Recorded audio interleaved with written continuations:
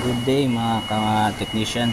So meron tayo ditong under counter fridge 3102 dito sa main galley. So nagkaroon tayo ng work order dito na ito ay hindi daw gumagana. So pinuntahan ko at tinignan ko nga, napansin ko na ang breaker ay nakababa. So tinignan muna natin kung grounded.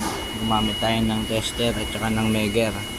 So napagtanto natin na yung kanyang defrost timer ay sunog.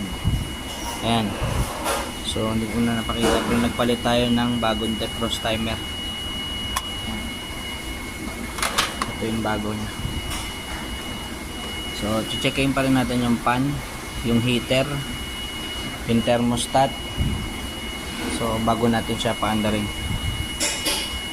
Okay.